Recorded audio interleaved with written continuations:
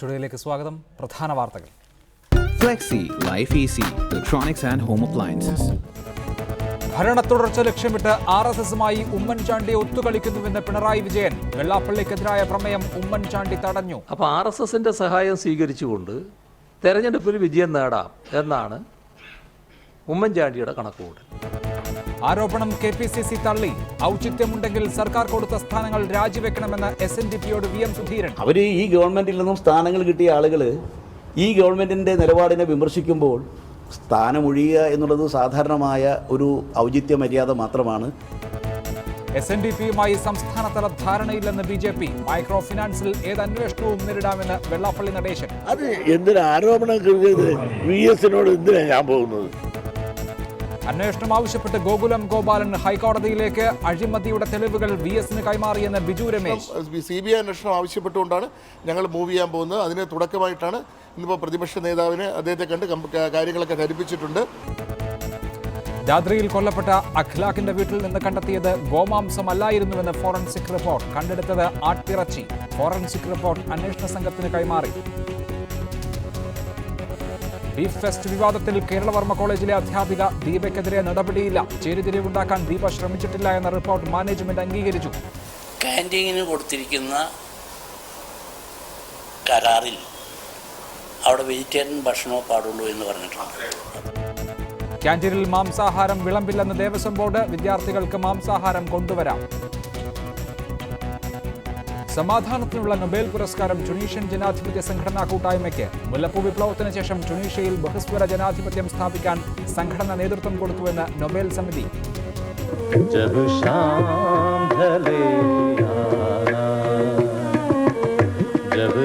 സംഗീത സംവിധായകൻ രവീന്ദ്ര ജെയിൻ അന്തരിച്ചു. വിടവാങ്ങിയത് അന്ധതയെ അതിജീവിച്ച് സംഗീത വിസ്മയം തീർത്ത പ്രതിഭ. ചന്ദ്രബോസ് വധക്കേസിൽ മുഹമ്മദ് നിഷാമിന്റെ ജാമ്യാപേക്ഷ സുപ്രീം കോടതി തള്ളി. നിഷാം അഹങ്കാരിയും ദയാവായ്പില്ലാത്ത ആളുമെന്ന് കോടതി. കമ്പനിയുമായി നേരിട്ട് ചർച്ച നടത്തി ഒത്തുതീർപ്പിന് തയ്യാറെന്ന് മൂന്നാറിലെ പൊമ്പളയൊരുമൈ. ദിവസക്കൂലി 500 ആക്കണമെന്ന ആവശ്യത്തിലും ഇളവ്. ട്രേഡ് യൂണിയൻ സമരം തുടരുന്നു. എളമരം കരീമിന്റെ നിരാഹാരം മാറ്റി. അഴിമതി ആരോപണം ഉയർന്ന ഡൽഹി ഭക്ഷ്യ പരിസ്ഥിതി മന്ത്രി അസീം അഹമ്മദ് ഖാനെ പുറത്താക്കി. കെട്ടിട നിർമ്മാതാവിനോട് കൈക്കൂലി ചോദിച്ചുവെന്ന ആരോപണം. തെളിവുകൾ പരിശോധിച്ചുവെന്നും CBI അന്വേഷണത്തിന് ശുപാർശ ചെയ്യുമെന്നും അരവിന്ദ് കെജ്രിവാൾ. സൗദി അറേബ്യയിൽ ഇന്ത്യൻ വീട്ടുജോലിക്കാരിയുടെ കൈ വെട്ടിമാറ്റിയതിൽ ഇന്ത്യ പ്രതിഷേധം അറിയിച്ചു. നടപടി ക്രൂരവും അംഗീകരിക്കാൻ കഴിയാത്തതുമെന്ന് വിദേശകാര്യമന്ത്രി സുഷമ സ്വരാജ്. സൗദി അധികൃതരിൽ നിന്ന് വിശദീകരണം തേടും. സിറിയയിലെ IS കേന്ദ്രങ്ങളിൽ റഷ്യയുടെ കനത്ത വ്യോമാക്രമണം. 4 റഷ്യൻ മിസൈലുകൾ ലക്ഷ്യം തെറ്റി ഇറാനിൽ പതിച്ചെന്ന് അമേരിക്ക. ആരോപണം റഷ്യക്കെതിരായ ഗൂഢാലോചനയെന്ന് ഇറാൻ.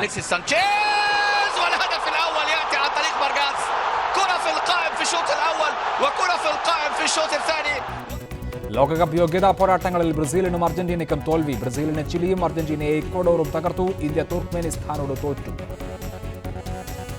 രഞ്ജി ട്രോഫിയിൽ കേരളത്തിന് രോഹൻ പ്രേമിന് ഡബിൾ സെഞ്ചുറി. കേരളം 401 റൺസിന് പുറത്ത്. ഹൈദരാബാദിന് 1 വിക്കറ്റ് നഷ്ടം.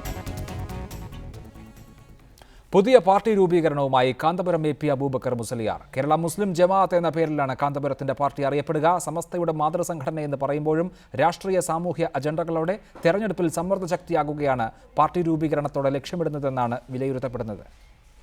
ഓൾ ഇന്ത്യ മുസ്ലിം ജമാഅത്ത് എന്ന പേരിൽ ദേശീയ തലത്തിൽ സംഘടന രൂപീകരിക്കുന്നതിന്റെ ഭാഗമായാണ് കേരളത്തിലെ പുതിയ പാർട്ടി. കാന്തപുരം അബൂബക്കർ മുസ്ലിയാർ നേതൃത്വം നൽകുന്ന സമസ്ത AP വിഭാഗത്തിന്റെ വിവിധ വിഷയങ്ങളിലെ നിലപാടുകൾ കേരള മുസ്ലിം ജമാഅത്തിലൂടെയാകും പുറത്തുവരിക.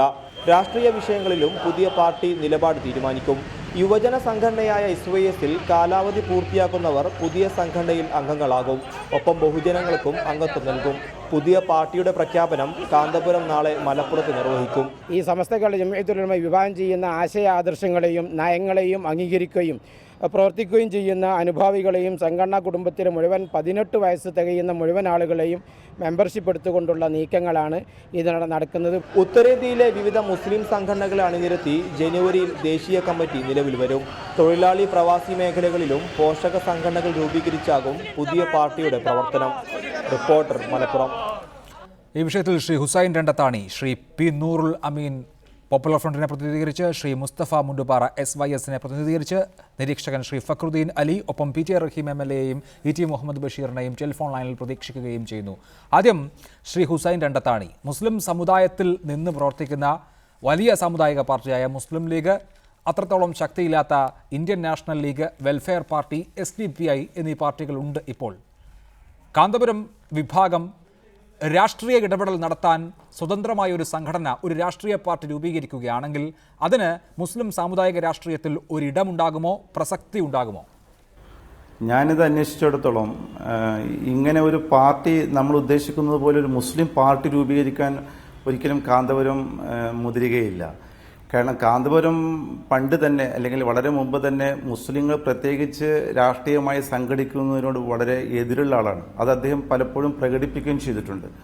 അദ്ദേഹം തന്നെ പറഞ്ഞിട്ടുണ്ട്, ഇപ്പോൾ മുസ്ലിം ലീഗ് അടക്കം മുസ്ലിങ്ങൾ പ്രത്യേകമായി സംഘടിക്കുന്നത്, രാഷ്ട്രീയമായി സംഘടിക്കുന്നത് മുസ്ലിങ്ങളെ പൊതുധാരയിലേക്ക് കൊണ്ടുവരുന്നതിന് വിഘാതമാണ്. അതുകൊണ്ട് ഒരിക്കലും മുസ്ലിങ്ങൾ അങ്ങനെ പ്രത്യേകമായി രാഷ്ട്രീയമായി സംഘടിക്കരുത് എന്നാണ് അദ്ദേഹത്തിൻ്റെ പഴയ നിലപാട് തന്നെ. ഇപ്പോൾ പുതിയ ഒരു നിലപാട് ഇങ്ങനെ ഒരു നിലപാട് എടുക്കുന്നത് രാഷ്ട്രീയമായി സംഘടിക്കാനാണ് എന്നുള്ളത് നമ്മുടെ പ്രചാരണങ്ങളുടെ ഭാഗമാണ് എന്നാണ് ഞാൻ മനസ്സിലാക്കിയിട്ടുള്ളത്. ഞാൻ തന്നെ അന്വേഷിച്ചിടത്തോളം അത് അവരുടെ പുതിയ മതപരമായ സാമുദായികമായ പ്രവർത്തനങ്ങളെ അഖിലേന്ത്യാ തലത്തിലേക്ക് വ്യാപിപ്പിക്കുന്നതിനും അവിടെ പ്രവർത്തനങ്ങൾ സജീവമാക്കുന്നതിൻ്റെയും ഭാഗമായി ഒരു അഖിലേന്ത്യാ സംഘടന രൂപീകരിക്കുന്നുണ്ട്. അതിൻ്റെ കേരള ഘടകമായി അത് ഒരു മുസ്ലിം ജമാഅത്തി എന്ന പേരിൽ ഒരു സംഘം രൂപീകരിക്കുക എന്നല്ലാതെ ഇതിന് പ്രത്യേകമായ രാഷ്ട്രീയ അജണ്ടകൾ ഉണ്ട് എന്ന് അവരാരും പറഞ്ഞത് ഞാൻ കേട്ടിട്ടില്ല. എൻ്റെ അറിവ് സംബന്ധിച്ചിടത്തോളം അങ്ങനെ ഒരു വിവരം ഇല്ലതാനും. തീവ്രവാദം, ഭീകരത, വർഗീയത, വിശ്വാസ വൈകല്യങ്ങൾ എന്നിവയ്ക്കെതിരെ ദിശാബോധം നൽകുക എന്നത് ലക്ഷ്യമിട്ടുള്ള ഒരു ബഹുജന പ്രസ്ഥാനമാണ് കേരള മുസ്ലിം ജമാഅത്ത് എന്നുള്ളതാണ് ഔദ്യോഗികമായ വിശദീകരണം. ഇതിൽ നിങ്ങളുടെ പത്രമായ സുപ്രഭാതം കഴിഞ്ഞ ദിവസം എഴുതിയത് വെള്ളാപ്പള്ളി നടേശൻ്റെ മാതൃകയിൽ പുതിയ രാഷ്ട്രീയ പാർട്ടി രൂപീകരിക്കാൻ കാന്തപുരം ഒരുങ്ങുന്നു എന്നതാണ്. നിങ്ങളെ സംബന്ധിച്ച് അങ്ങനെ ഒരു ബോധ്യം, ഒരു രാഷ്ട്രീയ പരീക്ഷണമാണ് കാന്തപുരം വിഭാഗം ലക്ഷ്യമിടുന്നത് എന്നത് സംബന്ധിച്ച് ഉണ്ടോ? കാന്തപുരം രൂപീകരിക്കാൻ പോകുന്ന സംഘടനയുടെ നയം നാളെ അദ്ദേഹം പറയുമെന്നാണ് നമ്മൾ മനസ്സിലാക്കുന്നത്. എന്നാൽ ഇദ്ദേഹത്തെ സംബന്ധിച്ചിടത്തോളം അദ്ദേഹം നേരത്തെ ഹുസൈൻ രണ്ടത്താണി സാഹിബ് പറഞ്ഞതുപോലെയല്ല വസ്തുത. അദ്ദേഹം സമസ്തകളുടെ ജമിയത്തുൽ ഉലമായിൽ 1974 കടന്നു വന്ന ഉടനെ തന്നെ സമസ്തകളുടെ ജമിയത്തുൽ ഉലമായെ, അതുപോലെ തന്നെ അതിന്റെ കീഴ്ഘടകമായ സുന്നി യുവജന സംഘത്തെയും ഒരു രാഷ്ട്രീയ പ്രസ്ഥാനമാക്കി മാറ്റാൻ വേണ്ടി ശ്രമിച്ച ആളായിരുന്നു. 1979 അദ്ദേഹം സമസ്തകളുടെ ജമിയത്തുൽ ഉലമ മുഷാവറയിലേക്ക് അദ്ദേഹത്തിന്റെ നേതൃത്വത്തിൽ ഒരു അപേക്ഷ കൊടുക്കുകയുണ്ടായി. സുന്നി യുവജന സംഘത്തെ ഒരു രാഷ്ട്രീയ പ്രസ്ഥാനമായി മാറ്റണമെന്നും ആ രാഷ്ട്രീയ പ്രസ്ഥാനം സുന്നി യുവ സംഘം ആകുന്നില്ലെങ്കിൽ മറ്റൊരു രാഷ്ട്രീയ സംഘടന രൂപീകരിക്കണമെന്നും ബഹുമാനപ്പെട്ട കാന്തപുരം അബൂബക്കർ മുസ്ലിയാരുടെ നേതൃത്വത്തിൽ സമസ്തകളുടെ ജമിയത്തുൽ ഉലമയുടെ മുഷാവറയിൽ അന്ന് 1979 അദ്ദേഹം ആവശ്യപ്പെട്ടിരുന്നു. അദ്ദേഹത്തെ സംബന്ധിച്ചിടത്തോളം അദ്ദേഹത്തിന്റെ ഒരു സ്വപ്ന സാഫല്യമാണ് രാഷ്ട്രീയമായ ഒരു കേന്ദ്രമുണ്ടാവുക എന്നത്. കഴിഞ്ഞ കാലങ്ങളിൽ വളരെ വ്യക്തമായി നമുക്ക് ബോധ്യപ്പെടും. 1998 MDP എന്നൊരു പ്രസ്ഥാനം നമ്മുടെ കേരളത്തിൽ പ്രവർത്തിച്ചിരുന്നു. അത് വളരെ കുറഞ്ഞ കാലയളവ് നിലനിന്ന് അസ്തമിച്ചു പോയ ഒരു പ്രസ്ഥാനമാണ്. ആ MDP എന്ന പ്രസ്ഥാനത്തിന്റെ പിന്നിലെ പ്രധാനമായ ബുദ്ധി കേന്ദ്രവും അതിന്റെ ഉപദേശകനും എല്ലാം ബഹുമാനപ്പെട്ട കാന്തപുരം അബൂബക്കർ മുസ്ലിയാരായിരുന്നു എന്നതാണ് ചരിത്ര വസ്തുത. ഇന്ന് ആ സംഘടന ഇന്ന് നിലനിൽക്കുന്നില്ല. അദ്ദേഹത്തെ സംബന്ധിച്ച് കഴിഞ്ഞകാല ചരിത്രം വെച്ചുകൊണ്ട് നമ്മൾ നോക്കുമ്പോൾ രാഷ്ട്രീയപരമായ താല്പര്യം വെച്ചുകൊണ്ട് വളരെ വർഷങ്ങളായി സമസ്തകളുടെ ജമിയത്തുൽ ഉലമയ്ക്കകത്ത് ആ ആവശ്യം ഉന്നയിച്ച ആളാണ്. ആ വിധത്തിലുള്ള പ്രവർത്തനങ്ങൾ നടത്തിയ ആളാണ്. അതുകൊണ്ട് തന്നെ വെച്ചുകൊണ്ട് മാത്രമല്ല, സുപ്രഭാതം മാത്രമല്ല, മറ്റ് ചാനലുകളൊക്കെ ഈ വാർത്ത റിപ്പോർട്ട് ചെയ്തിട്ടുണ്ട്. ചാനലുകളിലും അത് രാഷ്ട്രീയ പ്രസ്ഥാനം എന്ന നിലയ്ക്ക് 2004 മഞ്ചേരി മണ്ഡലത്തിൽ ചരിത്രത്തിലാദ്യമായി മുസ്ലിം ലീഗ് തോറ്റപ്പോൾ, അല്ലെങ്കിൽ TK ഹംസ വിജയിച്ചപ്പോൾ അതിൻ്റെ ചാലകശക്തിയായി ചൂണ്ടിക്കാണിക്കപ്പെട്ട ഒരു ഘടകം കാന്തപുരം വിഭാഗത്തിൻ്റെ നിലപാടായിരുന്നു. രാഷ്ട്രീയമായി ചില ഘട്ടങ്ങളിൽ ഇടതുപക്ഷത്തോട് അനുഭാവമുള്ളതുകൊണ്ട് അരിവാൾ സുന്നികൾ എന്ന് പോലും വിശേഷിപ്പിക്കപ്പെട്ട വിഭാഗമാണ് ഇപ്പോൾ ഒരു പുതിയ ബഹുജന പ്രസ്ഥാനം എന്ന പരീക്ഷണം നടത്താൻ ഉദ്ദേശിക്കുന്നത്. നിലപാടുകളിൽ അങ്ങേയറ്റം യാഥാസ്ഥിതികമാണെങ്കിലും രാഷ്ട്രീയമായി പലപ്പോഴും ഇടതുപക്ഷവുമായി കൊടുക്കൽ വാങ്ങലുകൾ നടത്താറുള്ള വിഭാഗമാണ്. എന്നിരിക്കെ ഒരു പുതിയ ബഹുജന പ്രസ്ഥാനം രൂപീകരിക്കുന്നത് സ്വാഭാവികമായും നമ്മൾ പ്രതീക്ഷിക്കേണ്ടത് രാഷ്ട്രീയ വിലപേശലിനായിരിക്കുമെന്നല്ലേ? സ്വാഭാവികമായിട്ടും ഞാൻ സത്യത്തിൽ EK സുന്നി പശ്ചാത്തലമുള്ള കുടുംബത്തിൽ വന്ന ഒരാളാണ്. പക്ഷേ എനിക്ക് ഈ AP സുന്നികളെ വലിയ കാര്യമായിരുന്നു. മറ്റൊന്നും കൊണ്ടല്ല. ഒന്നാമത്തെ കാര്യം എന്ന് വെച്ചാൽ നമ്മുടെ സാംസ്കാരികം ഇപ്പം ലോകം മൊത്തം ഇസ്ലാമിക ഭീകരത വഹാബിസത്തിൻ്റെ സലഫിസത്തിൻ്റെ രൂപത്തിൽ വളരുമ്പോൾ നമ്മുടെ പൗരാണികമായ നമ്മുടെ ഒരു കോമ്പോസിറ്റ് കൾച്ചറിൻ്റെ ഭാഗമായി നമ്മുടെ സമന്വയ സംസ്കാരത്തിൻ്റെ ഭാഗമായിട്ടുള്ള നേർച്ച പോലെയുള്ള കുത്തുകാത്തി പോലെയുള്ള ആചാരങ്ങളൊക്കെ നിലനിർത്തിക്കൊണ്ട് നമ്മളെ കേരളത്തിൻ്റെ ഒരു മണ്ണിൻ്റെ മണമുള്ളവരാക്കി മലയാളിയെ നിർത്തുന്നതിൽ മുസ്ലിം സമുദായത്തിന് വലിയൊരു പങ്ക് വഹിക്കുന്നുണ്ട് സുന്നി വിഭാഗം, എസ്പെഷ്യലി കാന്തപുരം അബൂബക്കർ മുസ്ലിയാരുടെ നേതൃത്വത്തിലുള്ള വിഭാഗം. ആ ഒരു ബഹുമാനം എനിക്ക് അദ്ദേഹത്തിനുണ്ട്. മാത്രമല്ല എൻ്റെ വീടിന് തൊട്ടടുത്താണ് ഇവരുടെ ഒരു മദ്രസ. അവിടെ കുട്ടിക്കാലത്ത് തൊട്ടേ കുട്ടികൾക്ക് ഭീകരവാദ വിരുദ്ധ സന്ദേശം നൽകുന്നുണ്ട്. അതുപോലെ തന്നെ കമ്പ്യൂട്ടറൊക്കെ ഇൻട്രൊഡ്യൂസ് ചെയ്തു. മോഡേണിറ്റി ആയിട്ട് ബന്ധപ്പെടാൻ കുറച്ച് താമസിച്ചെങ്കിലും നല്ല രീതിയിൽ മുന്നോട്ട് പോകുന്ന പ്രസ്ഥാനമാണ്. പക്ഷേ ഇപ്പോൾ ഈ രീതിയിലുള്ള സംഘടനയൊന്നും കൊണ്ടുവരേണ്ട ആവശ്യമില്ല. ഇത് സത്യത്തിൽ വെള്ളാപ്പള്ളി പുതിയ സംഘടനയായിട്ട് വന്ന ഒരു സാഹചര്യത്തിൽ സത്യത്തിൽ ഹിന്ദു വർഗീയവാദികൾക്കും NDF പോലെയുള്ള മുസ്ലിങ്ങളുടെ ഭീകരവാദ സ്വഭാവമുള്ള വർഗീയവാദികൾക്കെല്ലാം ഗുണകരമായി തീരുന്ന തീരുമാനമാണ്. കാരണം നമുക്കറിയാം, ഒരു മുമ്പ് തന്നെ കാന്തപുരം ചില ഇലക്ഷനുകളിൽ ഇടപെടാൻ ശ്രമിച്ച സമയത്ത് ഈ പറയുന്ന രണ്ടത്താനി ഏറ്റവും നല്ല ഉദാഹരണമാണ്. രണ്ടത്താനി പൊന്നാനി മത്സരിച്ചത് കാന്തപുരത്തിൻ്റെ സ്ഥാനാർത്ഥി എന്ന രീതിയിലാണ് പിന്നെ പല ആളുകളും പറഞ്ഞിട്ടുണ്ട്. ആ രീതിയിലാണ് ചിത്രീകരിക്കപ്പെട്ടത്. അതിൻ്റെ ക്ഷീണം രണ്ടത്താനിക്ക് തീർന്നിട്ടില്ല, CPM-ന് തീർന്നിട്ടില്ല, അതുമാത്രമല്ല ഉസ്താദിന് ഇപ്പം തീർന്നിട്ടില്ല. അപ്പോൾ ഈ രീതിയിലുള്ള മൂവ്മെൻറ്റുമായിട്ട് കാന്തപുരം മുന്നോട്ട് പോയാൽ അദ്ദേഹത്തിന് ഇന്ന് കേരള സമൂഹത്തിൽ കിട്ടുന്ന ആക്സെപ്റ്റൻസ് ഒരുപക്ഷെ സുമാനൻ നായർക്കൊക്കെ കിട്ടുന്ന പോലെ. കാരണം സുമാനൻ നായർ BJP കരുത്തരെ വിളിച്ച് രാഷ്ട്രീയ പാർട്ടി രൂപീകരിച്ചില്ല. അദ്ദേഹം ശരി ദൂരവും സമദൂരവുമായിട്ട് മുന്നോട്ട് പോകുമായിരുന്നു. ഈ രീതിയിലാണ് ഇതുവരെ കാന്തപുരം പൊളിറ്റിക്സിൽ ഡയറക്റ്റായിട്ട് ഇടപെട്ടിട്ടുള്ളത്. ഈ രീതിയിലുള്ള സംഘടന രൂപീകരിച്ച് കഴിഞ്ഞാൽ രാഷ്ട്രീയ ബലാബലത്തിന് വേണ്ടി അതിനുള്ളിൽ തന്നെ മത്സരയും അതുപോലെ തന്നെ സംസ്ഥാന മർക്കസ് തന്നെ പല കഷ്ണങ്ങളായി പോവുകയും അതിലുപരിയായിട്ട് ഇതിലൊക്കെ നിരാശരായി തീരുന്ന കുറേ മുസ്ലിം യുവാക്കൾ ഭീകരവാദത്തിലേക്കും സലഫിസത്തിലേക്കെല്ലാം ആകർഷകരാവാനും സാധ്യതയുണ്ട്. അതുകൊണ്ട് ഇത്രയൊക്കെ മതി ഉസ്താദെ, വേണ്ടാത്ത പ്രശ്നത്തെ മെനക്കാണ്ട എന്നേ പറയാനുള്ളൂ. ശരി, ഷഫീദ് നൂറുൽ അമീൻ, മുസ്ലിം ലീഗ് അല്ലാതെ മുസ്ലിം സമുദായത്തിൽ മറ്റൊരു രാഷ്ട്രീയ പാർട്ടിക്ക് ഇതേവരെ ക്ലച്ച് പിടിക്കാൻ സാധിച്ചിട്ടില്ല. പോപ്പുലർ ഫ്രണ്ട് തന്നെ SDPI എന്നൊരു രാഷ്ട്രീയ പരീക്ഷണം ഉണ്ടാക്കിയെങ്കിലും അതുകൊണ്ട് പ്രത്യേകിച്ച് വലിയ ഗുണമൊന്നും തെരഞ്ഞെടുപ്പ് രാഷ്ട്രീയത്തിൽ ഉണ്ടായിട്ടില്ല. ഇപ്പോൾ കാന്തപുരം സുന്നി വിഭാഗം ഒരു രാഷ്ട്രീയ പാർട്ടി രൂപീകരിക്കുകയാണെങ്കിൽ ഇതിൽ നിന്ന് മറിച്ചൊരനുഭവം ഉണ്ടാകുമെന്ന് നിങ്ങൾക്ക് തോന്നുന്നുണ്ടോ? കാന്തപുരം അബൂബക്കർ മുസ്ലിയാരുടെ നേതൃത്വത്തിലുള്ള സംഘടനയ്ക്കും ഒരു രാഷ്ട്രീയ പാർട്ടി രൂപീകരിക്കുന്നതിന് ഒരു ജനാധിപത്യ രാജ്യമായ ഇന്ത്യയിൽ യാതൊരു തടസ്സവുമില്ല. അവര് രൂപീകരിക്കാൻ പോകുന്ന പ്രസ്ഥാനം രാഷ്ട്രീയമാണോ, സാംസ്കാരികമാണോ, മറ്റേതെങ്കിലും തരത്തിലുള്ളതാണോ എന്നത് ഇപ്പോഴും അവ്യക്തമാണ്. അതിൻ്റെ കൃത്യമായ നയവും നടപടികളും പരിപാടികളും ഒന്നും പ്രഖ്യാപിച്ചിട്ടില്ല. പ്രഖ്യാപിക്കാനിരിക്കുന്ന ഒരു പ്രസ്ഥാനത്തെക്കുറിച്ച് പറയാനുള്ള പരിമിതിയിൽ നിന്നുകൊണ്ട് തന്നെ പറയട്ടെ, നമ്മുടെ രാജ്യത്തെ സംബന്ധിച്ചിടത്തോളം സമൂഹ ശാക്തീകരണത്തിന് ശ്രമിക്കുന്ന ഏതൊരു പ്രസ്ഥാനവും അത് ക്ലച്ച് പിടിക്കുക തന്നെ ചെയ്യും. സമൂഹ ശാക്തീകരണമാണ് ലക്ഷ്യമെങ്കിൽ, അതല്ല ഇവിടെ പരാമർശിക്കപ്പെട്ട പലരും പറഞ്ഞതുപോലെയുള്ള വലിയ രാഷ്ട്രീയമായ വ്യാമോഹങ്ങളാണ് ഇതിന്റെ പിന്നിലെങ്കിൽ അത് ആര് രൂപീകരിച്ചാലും അത് ക്ലച്ച് പിടിക്കുകയുമില്ല. പക്ഷെ ദേശീയ തലത്തിൽ മുസ്ലിങ്ങൾക്ക് രാഷ്ട്രീയമായ ശാക്തീകരണം നൽകുന്ന ഒരു സംവിധാനവും മുസ്ലിം ലീഗ് ഉൾപ്പെടെ ഇന്നില്ല എന്നതൊരു വസ്തുതയാണ്. SDPI പോലുള്ള പ്രസ്ഥാനങ്ങൾ കടന്നു വന്നിട്ടുണ്ട്. പക്ഷേ ഈ പ്രസ്ഥാനങ്ങളും വളരെ പരിമിതമായ തലത്തിൽ തന്നെയാണ് ദേശീയ തലത്തിൽ വേര് പിടിച്ചുകൊണ്ടിരിക്കുന്നത്. എങ്കിലും അതിന് വളർച്ചയുണ്ട്. അത്തരം ഒരു മേഖല അവിടെ ഒഴിഞ്ഞു കിടക്കുന്നു എന്നുള്ളതുകൊണ്ട്. പക്ഷെ അതൊരു മുസ്ലിം പശ്ചാത്തലത്തിലല്ല എന്നതുകൊണ്ട് തന്നെ പൂർണ്ണമായ മുസ്ലിം പശ്ചാത്തലത്തിൽ ഒരു രാഷ്ട്രീയ പാർട്ടി AP അബൂബക്കർ മുസ്ലിയാർ രൂപീകരിക്കാൻ പോകുന്നുണ്ട് എങ്കിൽ അതിന്റെ സാധ്യതയെ കുറിച്ച് നമുക്ക് വേറെ ചർച്ച ചെയ്യേണ്ടതുണ്ട്. കാരണം ഇന്ത്യയിൽ ഏറ്റവും അധികം മുസ്ലിങ്ങൾ പ്രശ്നങ്ങൾ അനുഭവിക്കുന്നത് ഫാഷിസത്തിൽ നിന്നും ഭരണകൂടത്തിന്റെ അവഗണനയിൽ നിന്നും. ഞാൻ താങ്കളിലേക്ക് മടങ്ങി വരാം. ശ്രീ ഹുസൈൻ രണ്ടത്താണി, ഇടതുപക്ഷവുമായി തെരഞ്ഞെടുപ്പ് രംഗത്ത് പലപ്പോഴും കൊടുക്കൽ വാങ്ങലുകൾ നടത്തിയിട്ടുണ്ടെങ്കിലും നിലപാടുകൾ എടുത്താൽ അങ്ങേയറ്റം യാഥാസ്ഥിതികമാണ്. ഇതിപ്പോൾ ബഹുഭാരിത്വത്തിന്റെ കാര്യം എടുത്തായാലും വിവാഹപ്രായത്തിൻ്റെ കാര്യം എടുത്തായാലും സ്ത്രീകളുടെ സാമൂഹ്യ പദവി സംബന്ധിച്ച കാര്യങ്ങൾ എടുത്താലും ഒക്കെ സമാനമാണ് അവസ്ഥ. ഇപ്പോൾ ഒരു ബഹുജന പ്രസ്ഥാനം രൂപീകരിക്കുന്നുണ്ടെങ്കിലും അതിൽ സ്ത്രീകൾക്കിടമുണ്ടാകില്ല, ഒരു വനിതാ സംഘടനയും രൂപീകരിക്കില്ല. അങ്ങനെ മതപരമായ കാര്യങ്ങളിൽ അങ്ങേയറ്റം പാരമ്പര്യപരമായ നിലപാടുകൾ എടുക്കുന്ന, അങ്ങേയറ്റം യാഥാസ്ഥിതികമായ നിലപാടുകൾ എടുക്കുന്ന ആളുകളാണ് ഒരു പുതിയ രാഷ്ട്രീയ പരീക്ഷണവുമായി മുന്നോട്ട് വരുന്നത്. അതുകൊണ്ട് തെരഞ്ഞെടുപ്പ് രാഷ്ട്രീയത്തിൽ ഇടതുപക്ഷത്തെ സഹായിക്കാതിരുന്നു തുടങ്ങിയ കാര്യങ്ങളൊക്കെ നമ്മൾ അങ്ങനെ ആ തരത്തിൽ രൂപീകരിക്കപ്പെടുന്ന ഒരു പ്രസ്ഥാനത്തെ വിലയിരുത്തുമ്പോൾ ഒരു ഘടകമാണോ?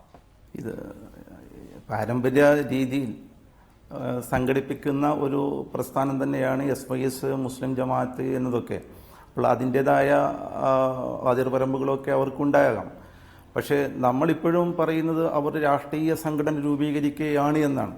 പക്ഷേ ഇതിന് എന്തെങ്കിലും ഒരു തെളിവ് അവരുടെ പക്ഷത്തു നിന്നോ അല്ലെങ്കിൽ കാന്തപുരത്തിൻ്റെ തന്നെ പക്ഷത്തു നിന്നോ എവിടെ നിന്നും നമ്മൾ കേട്ടതായിട്ട് കാണുന്നില്ല.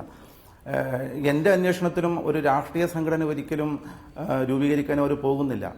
കാരണം ഇന്ത്യയിലെ എല്ലാ സ്റ്റേറ്റുകളിലും അവർക്ക് വിദ്യാഭ്യാസപരമായ പ്രവർത്തനങ്ങളും സാമൂഹികമായ പ്രവർത്തനങ്ങളും ഇപ്പോൾ നടന്നു വരുന്നുണ്ട്. പക്ഷെ അതൊന്നും വേണ്ടത്ര ഏകോപിപ്പിച്ചിട്ടില്ല.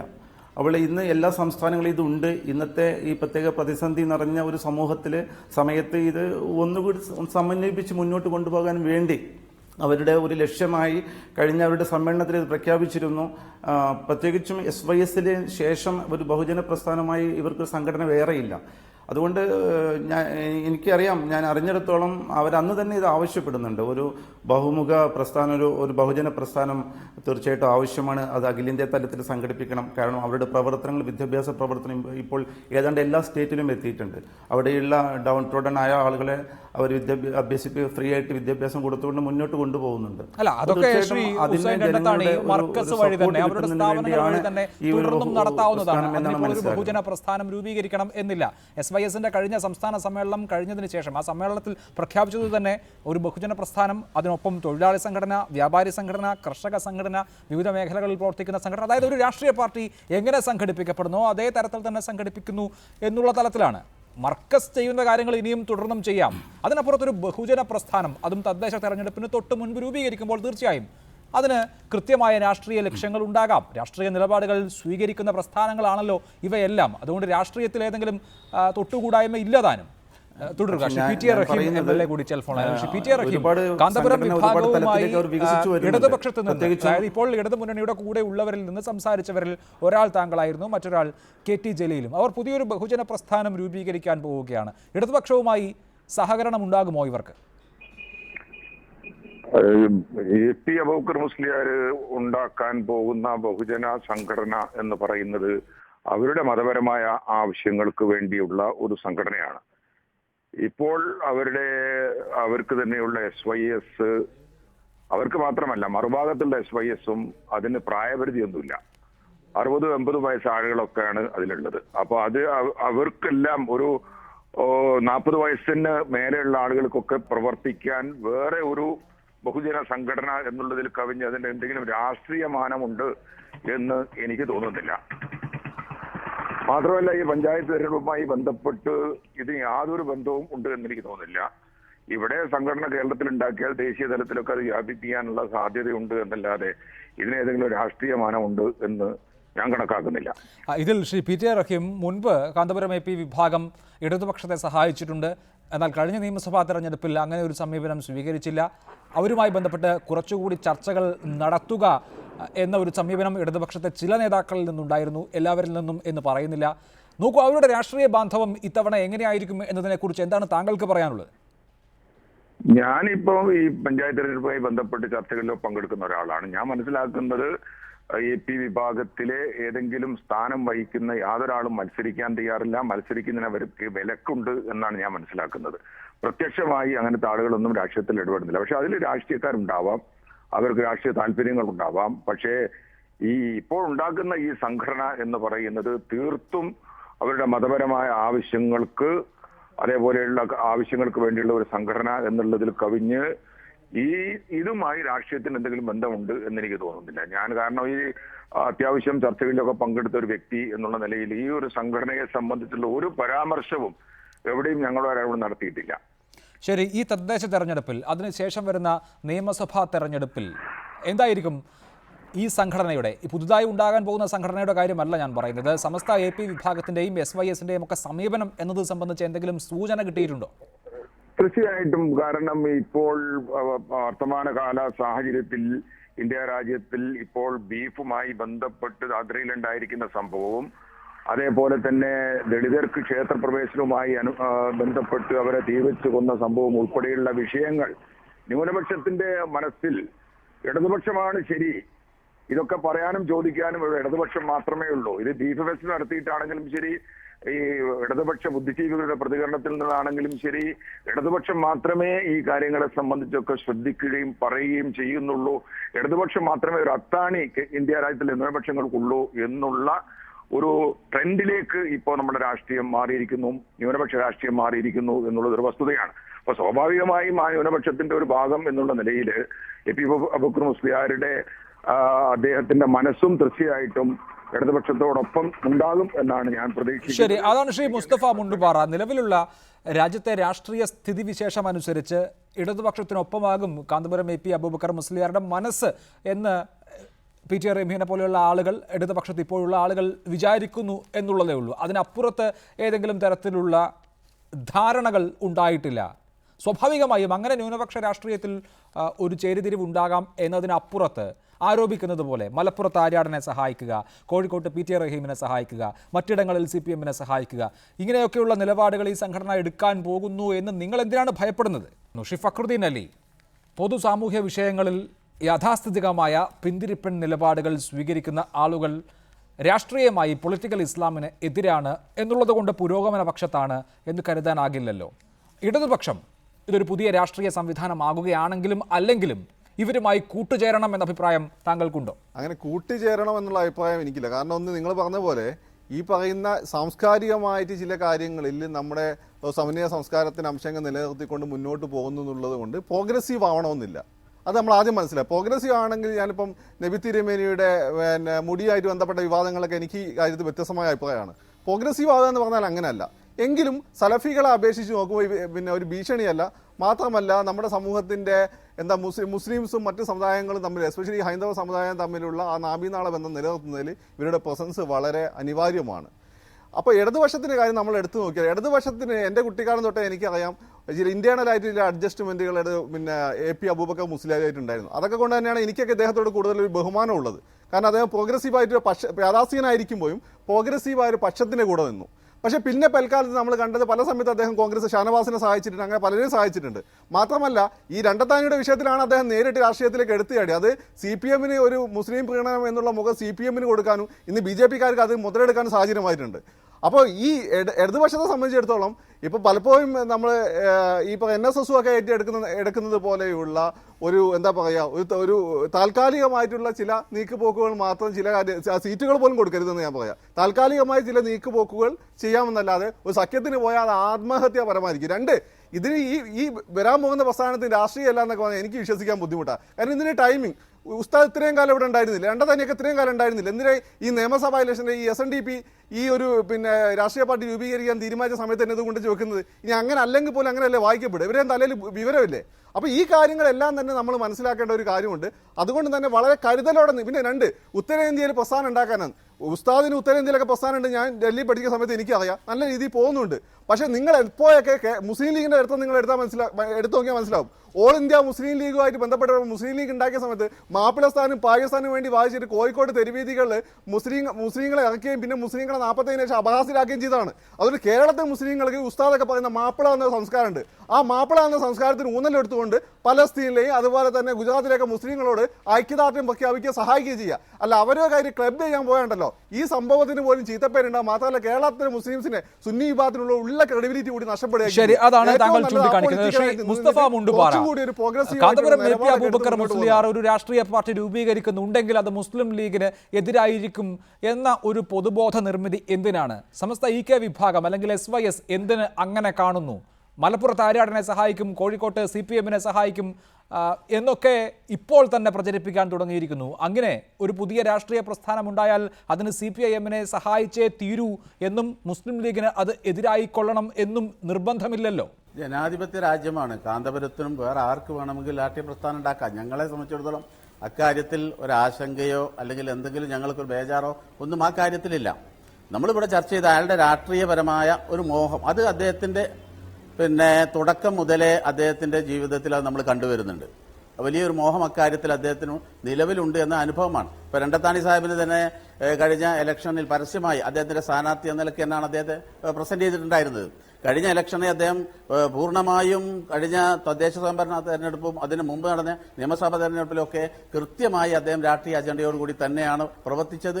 അത് CPM-ന് ഇടതുപക്ഷത്തിന് അനുകൂലമായി തന്നെയാണ് അദ്ദേഹത്തിന്റെ പ്രവർത്തനം ഉണ്ടായിട്ടുള്ളത് എന്നതൊരു യാഥാർത്ഥ്യമാണ്. അദ്ദേഹത്തിന് കൃത്യമായ രാഷ്ട്രീയമുണ്ട്. ആ രാഷ്ട്രീയം തുടക്കം മുതലേ അദ്ദേഹം നടപ്പിലാക്കിയിട്ടുണ്ട്. അത് സമസ്തയിൽ നടപ്പിലാക്കാൻ ശ്രമം നടത്തിയപ്പോഴാണ് അദ്ദേഹത്തെ പുറത്താക്കേണ്ടി വന്നത്. അദ്ദേഹം സമസ്തയിൽ നിന്ന് പുറത്തു പോകുന്ന സാഹചര്യം ഉണ്ടായത്.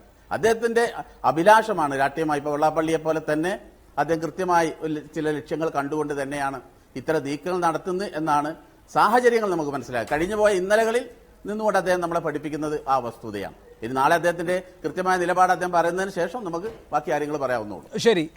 ശ്രീ ഹുസൈൻ രണ്ടത്താണ്, ഇപ്പോൾ താങ്കൾ പൊന്നാനിയിൽ മത്സരിച്ചതാണ് കാന്തപുരം AP അബൂബക്കർ മുസ്ലിയാരുടെ രാഷ്ട്രീയ പരീക്ഷണമായി ചർച്ചയിൽ ചൂണ്ടിക്കാണിക്കപ്പെടുന്നത്. താങ്കൾ ഒരു കോളേജ് അധ്യാപകൻ, പൊതുബുദ്ധിജീവി എന്നുള്ള നിലയിൽ പല വിഭാഗങ്ങൾക്ക് സ്വീകാര്യനായ ആൾ എന്ന നിലയിൽ ഇടതുപക്ഷത്തിന്റെ സ്ഥാനാർത്ഥിയായി വന്നു എന്നുള്ളതാണ് ഇടതുപക്ഷം പറഞ്ഞിരുന്നത്. എങ്കിൽ അങ്ങനെ അല്ലാതെ കൃത്യമായി താങ്കളെ ഒരു വിഭാഗം സ്ഥാനാർത്ഥിയായി രംഗത്തിറക്കുകയും ഇടതുപക്ഷം പിന്തുണയ്ക്കുകയും ആയിരുന്നോ? എന്താണ് അതിൻ്റെ കഥ?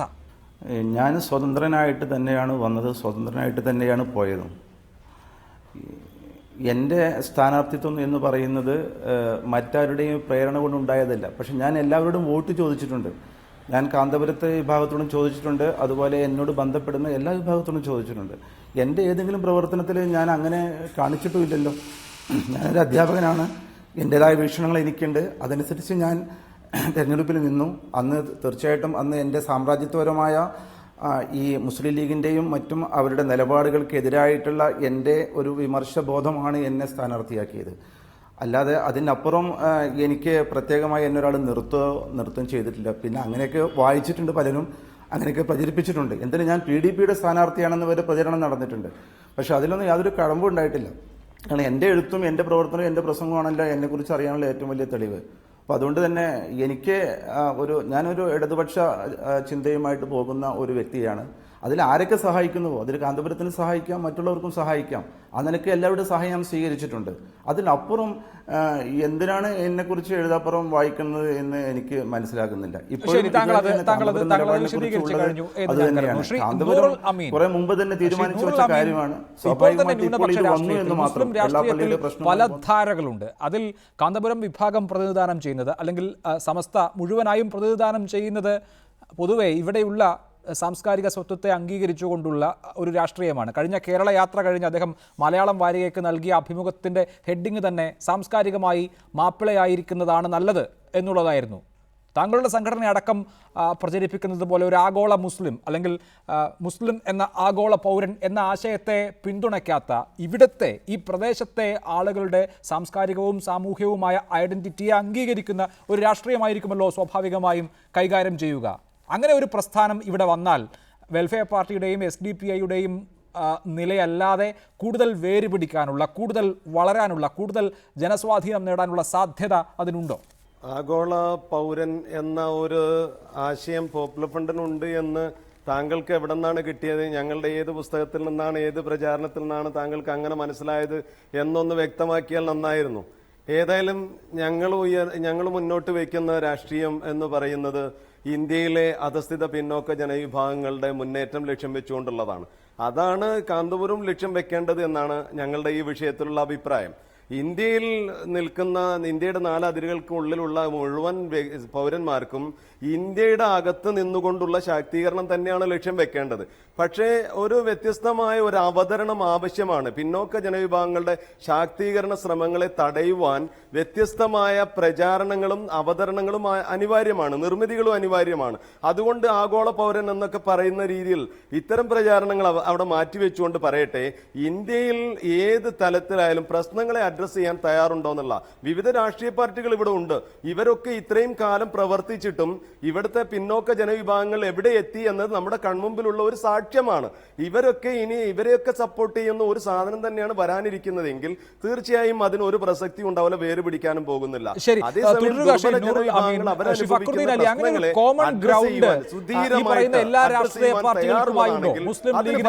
അതായത് രാജ്യത്ത് ന്യൂനപക്ഷങ്ങൾ ഭീഷണമായ ഒരവസ്ഥയിലാണ്.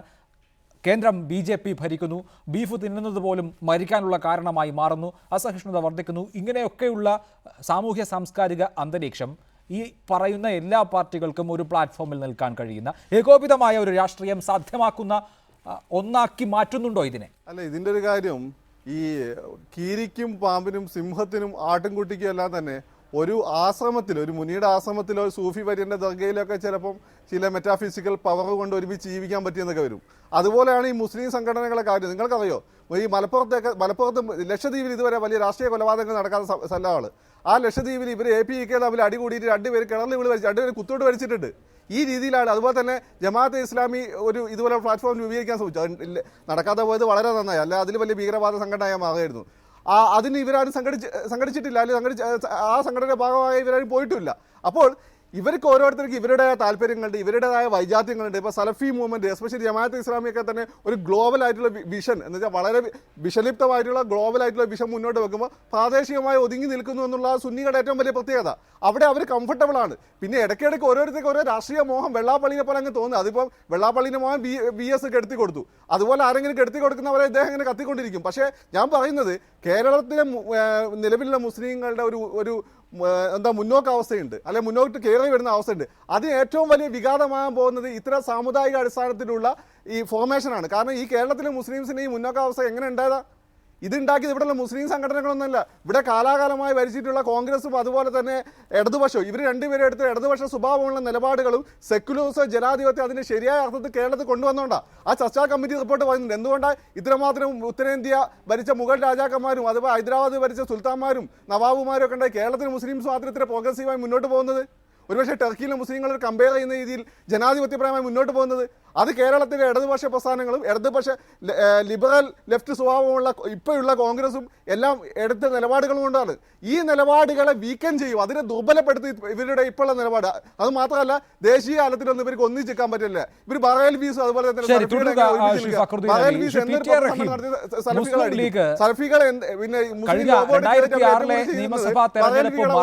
അതിനുശേഷം മലബാറിൽ പിടിച്ചാൽ കിട്ടാതെ മുന്നോട്ട് പോവുകയാണ്. അവരെ സംബന്ധിച്ച് എല്ലാ കാലത്തും സമസ്തയുടെ നിർലോഭമായ പിന്തുണ ഉണ്ടുതാനും.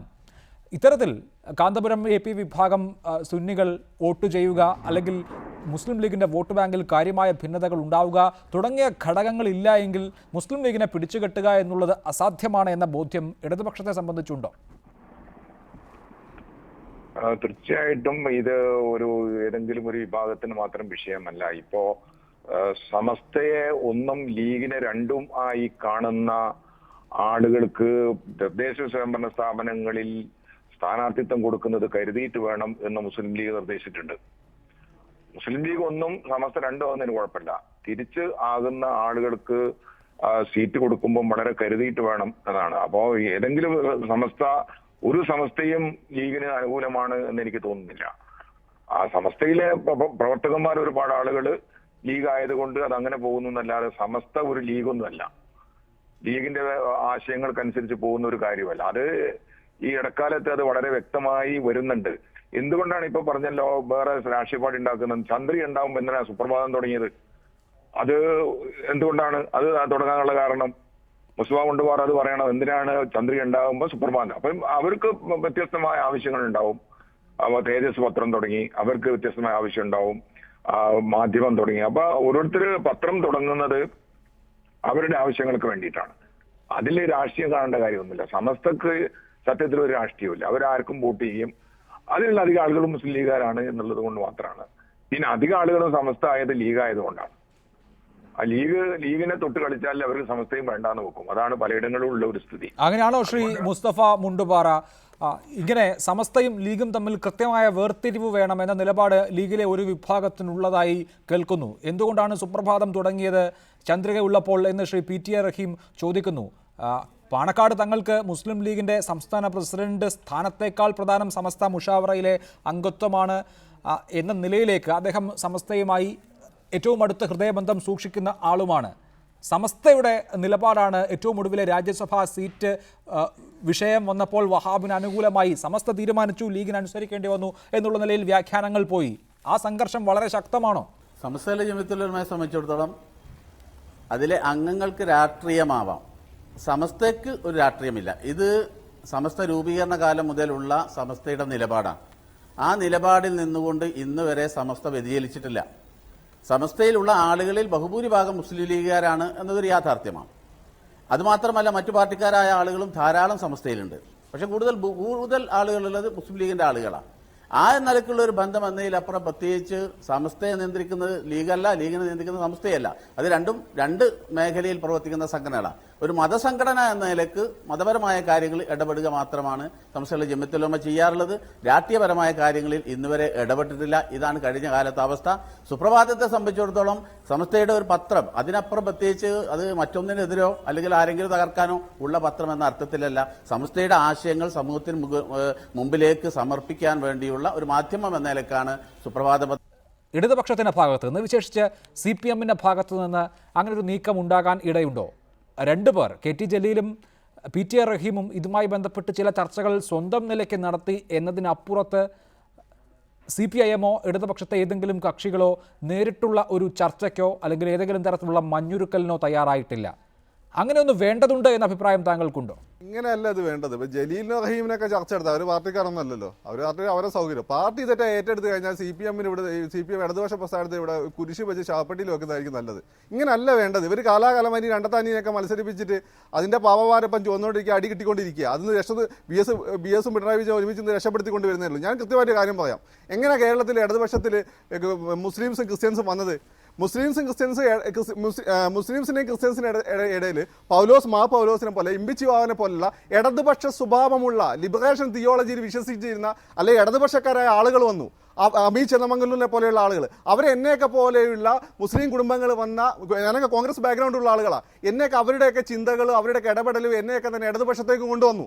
ആ രീതിയിൽ ഇടതുപക്ഷ സ്വഭാവമുള്ള ഇടതുപക്ഷ എഞ്ചിനുള്ള, അല്ലാതെ ബോഡിയിൽ അവിടെ ഇവിടെ കണ്ട് അരിവാൾ ചുറ്റിയെ വരച്ചു വെച്ചിട്ട് കാര്യമില്ല, ഉള്ളിൽ മറ്റേ മതമൗലികവാദം കൊണ്ടെടുക്കും. ഇടതുപക്ഷ സ്വഭാവമുള്ള ഒരു ജനറേഷനെ കൊണ്ടുവരാനാണ് ശ്രമിക്കേണ്ടത്. അവരെ കൊണ്ടേ കാര്യമുള്ളൂ. അവർ വിലപേശില്ല. കാരണം ഈ സാമുദായിക സംഘടന പോലെ സമുദായത്തിൻ്റെ മാത്രം ഉന്നമനമല്ല, സമൂഹത്തിലെ കഷ്ടപ്പെടുന്ന ഓരോ ആം ആദ്മി പാർട്ടിയുടെ ഉന്നമനാണ്. കമ്മ്യൂണിസ്റ്റ് എഞ്ചിനുള്ള ഓരോരോ ന്യൂനപക്ഷക്കാരൻ്റെയും ആത്യന്തികമായ ഉദ്ദേശം, അവൻ്റെ ആഗ്രഹം, അവൻ്റെ ലക്ഷ്യവും.